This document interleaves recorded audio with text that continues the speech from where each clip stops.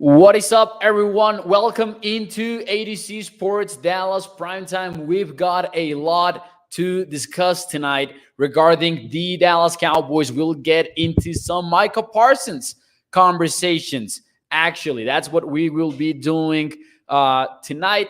Sorry for the delay. I wanted to go live 10 minutes before the Mavericks game. For those of you who want to catch the basketball game, you could do so in time. But, we ran into some technical issues, but we are back and we're ready to talk some Micah Parsons, what he had to say about his role for 2022. Also, a little bit of disrespect on a national outlet rankings, and we'll get into that as well tonight. And as always, we will try to catch you up to some NFL news around the league.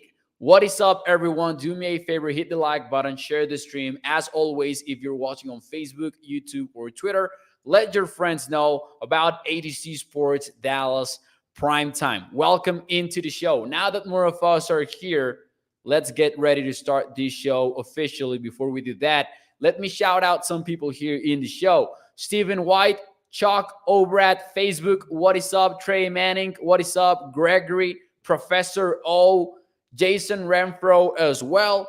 Welcome everyone into the show. Without any further ado, let's get this one started officially. Here we go.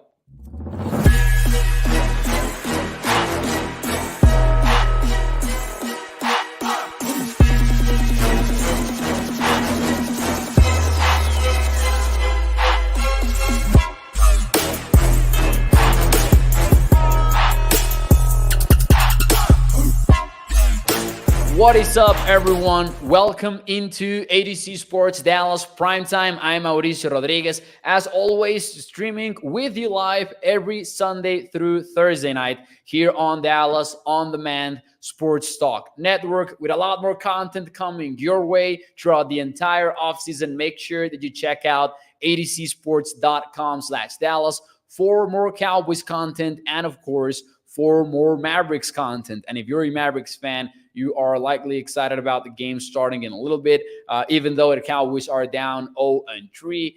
Hopefully, they extended the series a little bit at least. We'll talk about Micah Parsons tonight, as always, on this show that is brought to you by our friends over at Freeman Mazda.net. We will talk more about them and the ride of the week. We will talk more about Micah Parsons as well, because he was snubbed from a certain Pro Football Focus list, and I wanted to share some thoughts about that. But also because Micah Parsons talked about his role without really talking about it, because it was more than anything, it was an offhand comment by Micah Parsons, but it does provide us with some insight as to what the Cowboys are doing with him at this stage of the offseason. Does it mean that will be a big deal once we get into the actual regular season? Maybe not, but at least we'll discuss what has been going on lately and what he himself said about his role in 2022. Before we get into that, though, difficult to not mention it. Of course, I know that a lot of people from Texas watch this show, and it's really saddening what happened today. It's a sad day. It's kind of a difficult day. So our thoughts, as always, with everyone affected. If you are from Texas, man, I have no words. Honestly, it's hard finding words to say when things happen. So our thoughts and condolences to everyone affected. It's difficult, and it's always a good time to reflect on things. So I invite you to do so when you get the time, and know that if we talk sports tonight, it's not because it's the most important thing, right? There are a lot of things that are bigger than sports. What happened today is definitely bigger than sports. So as Bruce is saying in the YouTube chat, thoughts and prayers to everyone affected. No words on that. So, excuse me, I meant difficult to find words on that, Exhibit A. So, really sucks. And We'll talk some sports tonight, but rest assured, not because it's the most important thing at all. So take some time to reflect on what happened tonight. That would be my invitation.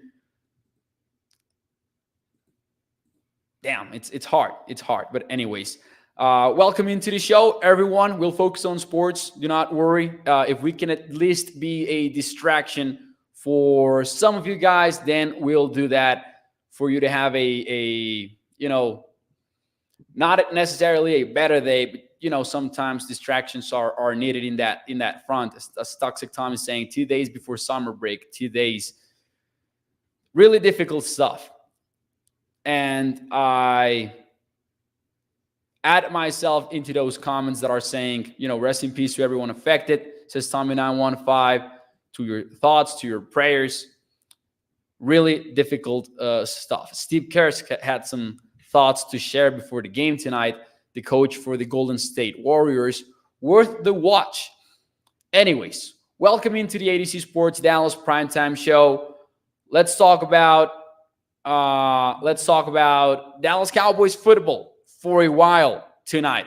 Micah Parsons was snubbed by Pro Football Focus list, and I was a little bit surprised. He wasn't really snubbed from the list more than anything from the top 5 of the 25 players under 25 years old. Micah Parsons makes it in the top 10, doesn't make it into the top 5. And I'm not going to lie. I wanted to bring this up because I think that I'm surprised by some of the names that are above Micah Parsons. And the first question to open up this show is, where would you rank Micah Parsons on this spot? Is Micah Parsons' place on this list too high, too low, or too fair? King Element comes in with the absolutely disrespectful ranking. Do you think that ranking is low for Micah Parsons? Do you think it is high, or do you think it is a fair spot to be in on that top 10 players under 25 years old made by PFF? Because I'm a little bit surprised specifically at Jonathan Taylor and Tristan Wirfs. If you want to put Nick Bosa at number 1, I'm good with that. Justin Herbert at number 2, I'm good with that as well, even more so because of the positional value factor. I don't know about Jonathan Taylor or Tristan Wirfs, though. Let's see some of your takes on this. PFF as Basura says Bruce. It's trash. Samuel Rose says low, but not disrespectful. Gregory says that list is a joke. Russell says, I say he should be one higher, but I'm okay at 6. He's better than Wirfs, says King Element, JT, and Herbert. Ryan Doyle goes with fair. I'm going to agree more than anything with, who was it here? Let me find that comment once more. With Samuel. I think it's low. Maybe not disrespectful, but I do think it's a little bit low, especially when you take a look at what Micah Parsons has done at multiple positions. And I struggle to overlook the fact that Micah Parsons played at an elite level in 3 phases of defense. Rushing the passer, he had one of the highest pass rushing rates, successful pass rushing rates in the entire NFL. He was one of the leaders in the league when it came to tackles for loss. Even when he was in coverage, he was one of the best linebackers in coverage in the entire NFL and one of the best rookie defenders in coverage. 200 plus snaps defending the run, 200 plus snaps defending the pass in coverage, and 200 plus snaps rushing the passer. So I'm going to go with too low on that front. Micah Parsons might be one of the very best defensive players in football. And I understand that it might be too early to make such a claim. Some people will say, well, we've only seen one season from Micah Parsons.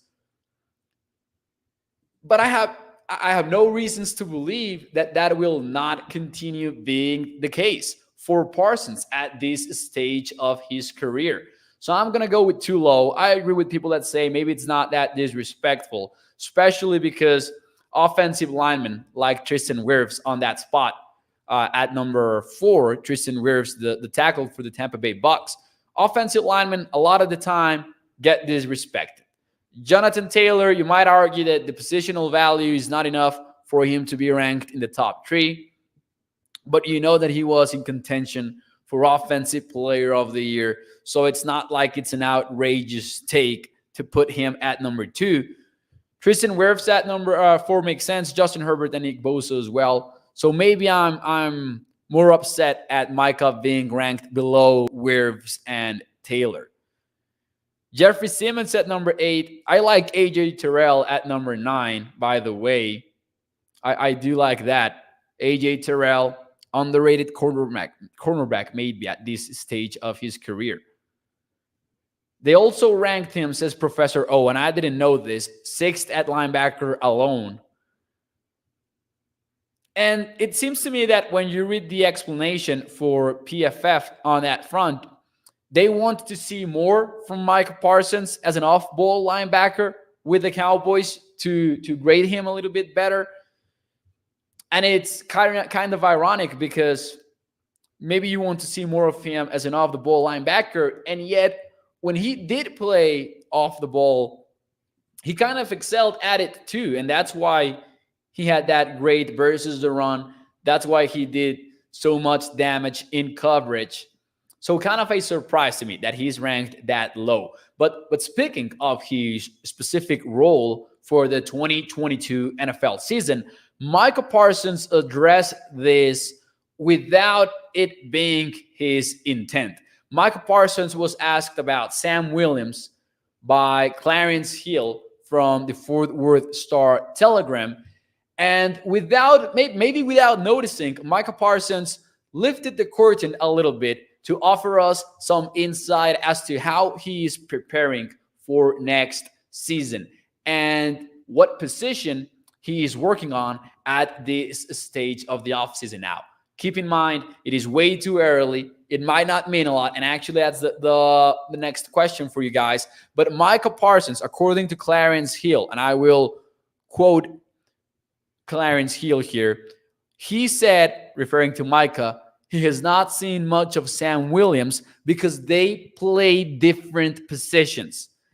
There's no doubt about where Sam Williams will play. He will be an edge rusher for the Cowboys. That means that Parsons, according to Clarence Hill, that means that Parsons is working strictly at linebacker right now. That does seem to be the case right now for the Cowboys Defensive Rookie of the Year. The question for you guys is Micah Parsons right now in May, to be specific, the 24th of May, and at the start of OTAs, is Micah Parsons not practicing at edge? Something or nothing? Let me know in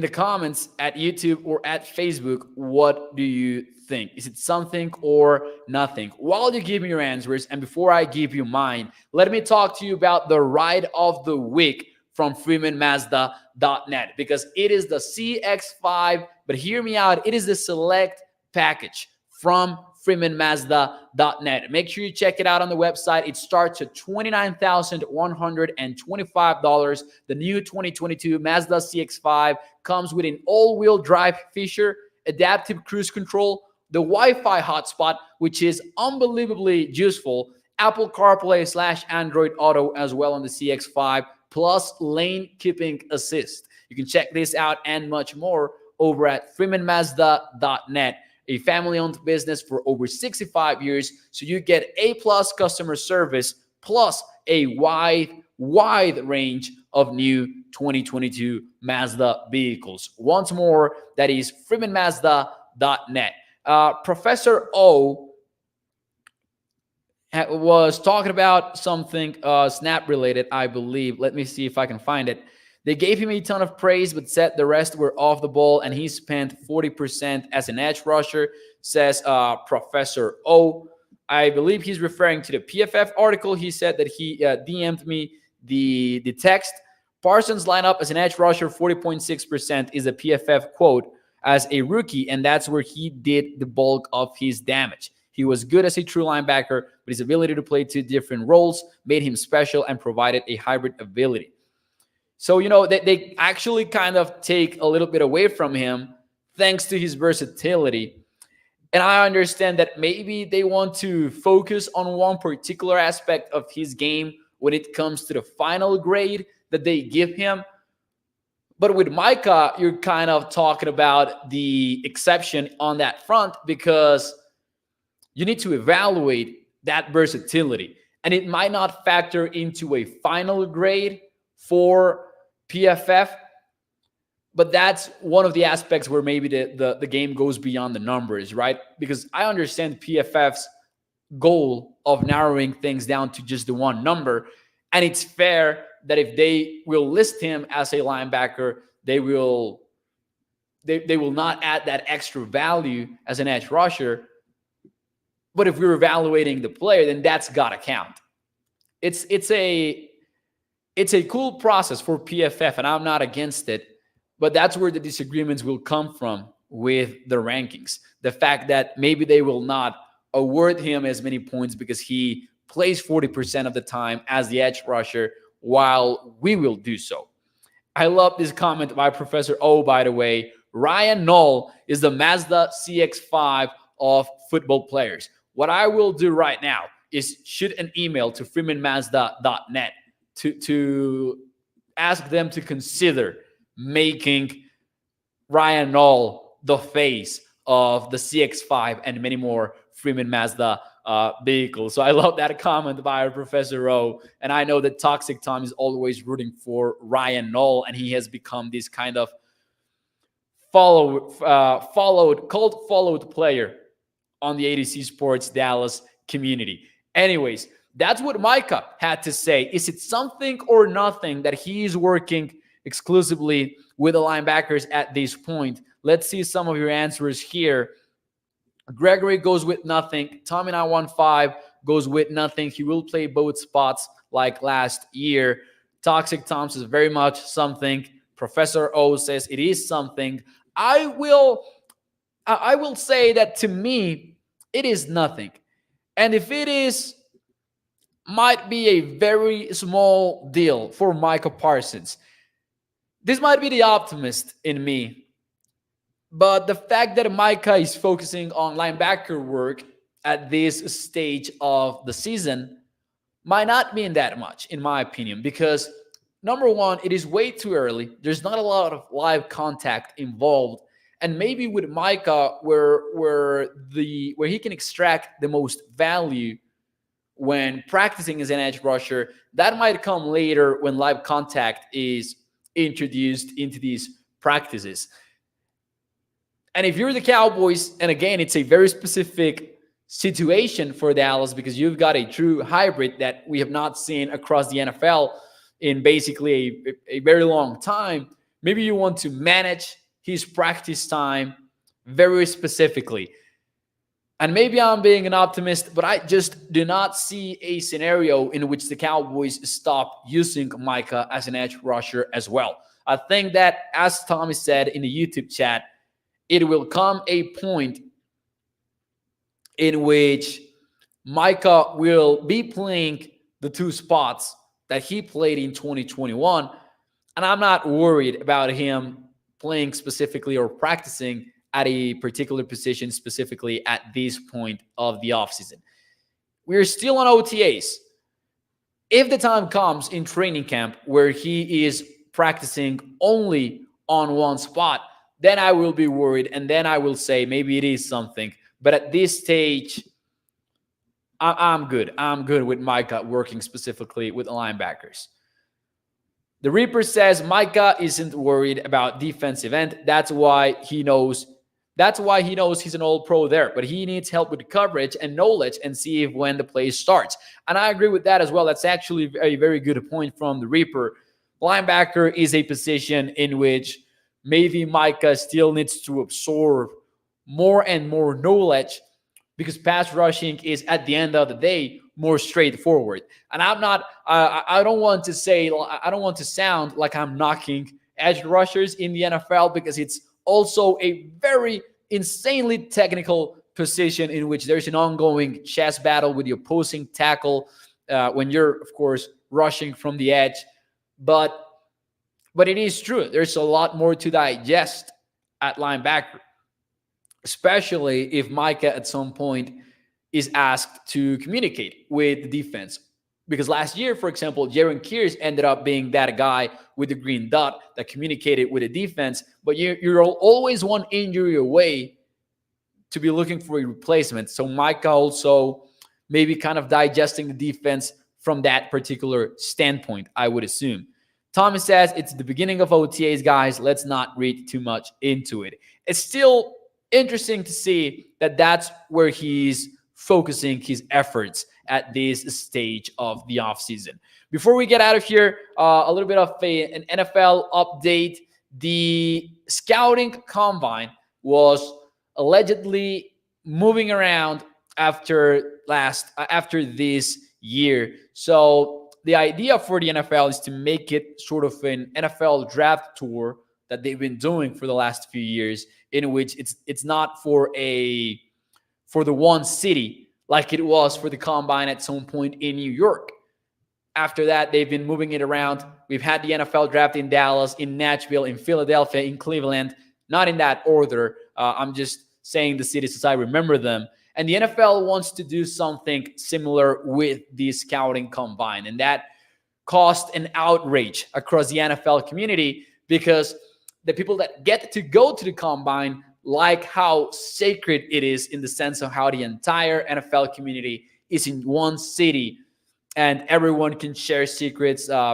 People say that that's where the free agency negotiations start, even if it's underwater negotiations and tampering negotiations. But it's staying put for at least 2 more years. And I wanted to touch on this because one of the most likely cities to land the combine was, of course, Frisco, with, the Star and Dallas and all of that. So important news at the end of the day for the Dallas Cowboys. And we at least needed to touch on that news, even if there's not much more than that. But hey, the NFL scouting combine staying put in Indy for 2 years. And I, for one, I like change. I like having change across the league and its different events. But I do like the idea of it staying put in Indianapolis. I wonder if extending its stay for 2 more years is maybe a segue into it staying put for the long term as well. Maybe we'll learn more about that in upcoming days. Toxic Tom says the combine is so rudimentary. Hell, it took COVID for the NFL to stop the draft with phones and note cards to draft the players. And the combine, we've seen teams that are literally not attending it. The LA Rams have not attended the combine for the past couple of years, because they've talked about the data that they have going on with the chips and all of that being more valuable to them than the 40-yard dash, for example, or things like that, or them having a more efficient workflow working from home, quote unquote, with a video in a computer instead of being there live for the event itself. Russell says you should use topic I mentioned on one of your shows about the Eagles stretch Dallas 1 out of 10, says Russell Dreyer. Oh, maybe an in-depth show about the Cowboys and how they match up versus the Eagles. I would like that, Russell. That's a good idea. I will write that down, and if I cannot get to that this week, maybe we will get to that the next week. So, anyways, before we leave you tonight, because Tommy is right, we got to go and root for the Mavs. Just let me know your thoughts. Truth or false, the Mavs will extend the series tonight. Do you believe that is a true statement or a false statement? They're down 3-0 to the Golden State Warriors in what has become a bit of a disappointing series for the Mavs. And Ian said it best over at adcsports.com. When Luka doesn't do more, the Mavs do less, right? So there you go. Pretty much everyone is going with the false answer on tonight's episode. The Reaper as well, Craig as well. Gentleman's sweep, says King Element.